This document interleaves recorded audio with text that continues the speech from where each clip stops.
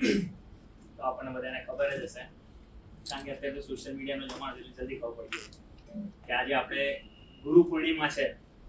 તો તિથિ તો બધાને ખબર જ હશે, કઈ છે તો કે તિથિ અષાઢ સુદ પૂનમ. અને ગુરુ પૂર્ણિમાને આપણે કઈ બીજી તરીકે ઓળખતા હોય તો કે વ્યાસ પૂર્ણિમા. કે ગુરુ પૂર્ણિમાનો દિવસ એટલે કે શિષ્ય તરીકે આપણે ગુરુ પ્રત્યે પોતાની કૃતજ્ઞતા વ્યક્ત કરવાનો દિવસ. એ દિવસે આપણે ખાલી નમન સિવાય બીજું કંઈ કરી જ નથી શકવાના, કારણ કે ગુરુ એટલે શું કે જે લઘુ નથી તે, લઘુ એટલે નાના અને એ એટલે આપણે શિષ્ય. તો આપણે લઘુમાંથી ગુરુ બનાવે ને તે આપણા ગુરુ. એટલે આજે આપણે કૃતજ્ઞતાપૂર્વક એમને નમન કરીએ, કારણ કે ચાણક્યએ પણ કીધું છે કે શિક્ષક કભી સાધારણ નહીં હોતા, સર્જન और प्रलय उसकी गोद में फलते हैं. અને કબીરનો પણ દોહો છે કે ગુરુ ગોવિંદ દોનો ખડે કાકો લાગો પાય, પરિહારું ગુરુ આપકી ગોવિંદીઓ બતાય. કે જો ગોવિંદ સુધી પહોંચવું હશે તો ગુરુનો હાથ પકડવો જ પડશે. કે પછી ચંદ્રગુપ્ત મૌર્ય હોય તો એને ચાણક્યનો હાથ પકડવો પડે. ભગવાન શ્રી રામે પણ તો કે વશિષ્ઠ અને વિશ્વામિત્રનો હાથ પકડ્યો. ભગવાન શ્રી કૃષ્ણએ પણ તો કે સાંદીપની ઋષિનો હાથ પકડ્યો. અરે શિવાજી મહારાજે પણ આપણને ખબર છે કે આ ભણવામાં બધું આવે છે કે રામદાસનો હાથ પકડ્યો. એટલે કે ગુરુ વગર શિષ્ય ક્યારે લઘુમાંથી ગુરુ થઈ શકતો નથી. તો એટલે આજે આપણે અત્યારે તો એક જ આપણે ગુરુ સમાન શિક્ષક ઊભા છે, એટલે અત્યારે આપણે એમને નમન કરીએ. અને સાથે સાથે જે આપણને અત્યાર સુધી ભણાવ્યું છે, બાલ મંદિરથી માંડીને અત્યાર સુધી અહીં પણ જે ભણાવે છે તે બધાને નમન કરીએ. અને કદાચ કહેવાય ને કે જાણ્યા અજાણ્યા પણ કોઈ વ્યક્તિ આપણને કંઈક શીખવાડી જતું હોય છે, તો એ બધાને આપણે કૃતજ્ઞતાપૂર્વક નમન કરીએ.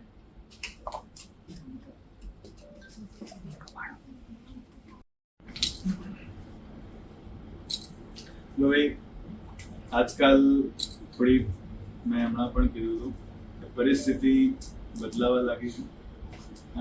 ગુરુ શિષ્ય પરંપરા તો હવે આખી ચેન્જ થઈ ગઈ છે. હા ને, પહેલા ચેલાઓ મળતા હતા, હવે ચેલાઓ નથી હોતા. પણ એક વસ્તુ બહુ સારી છે, હજુ સ્કૂલ્સની અંદર તો હજુ એવું થોડું છે કે સ્કૂલના છોકરાઓ માટે એમના ટીચર એટલે હા ને, વચ્ચે વિકાસ દિવ્યકીર્તિ સર એમની ચર્ચા કરતા હતા, એટલે એમાં એમના દીકરાની સરની વાત કરતા હતા. તો એને કંઈક વાત થઈ હશે અને એના સંદર્ભની અંદર કંઈક એમને કીધું કે બેટા આની અંદર આવું ના આવે, આમાં આવું આવે.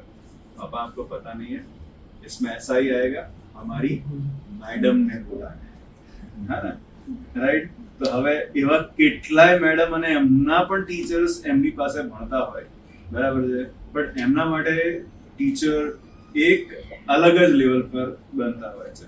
હા ને, રાઈટ. તો હજુ એ ચાઇલ્ડ માટે તો એવું રહેશે કે ભાઈ મેડમ અને ટીચર્સ એટલે તો તમારા માટે એવરીથિંગ, તમામે તમામ વસ્તુ. પણ જેમ જેમ મોટા થાય છે એમ એમ જે કહેવાય છે કે એ માઇન્ડસેટની અંદરથી આખી વસ્તુ બદલાઈ જાય છે. એની પાછળ બે વસ્તુ જવાબદાર છે. હા ને, એક જે શિક્ષણનું વ્યાપારીકરણ થયું, હા ને, એ પણ જવાબદાર છે. અને સ્ટુડન્ટ જે છે એ સ્ટુડન્ટ ન રહી, હા ને, શિષ્ય ન રહી અને એ સબસ્ક્રાઇબર બનવા લાગ્યા.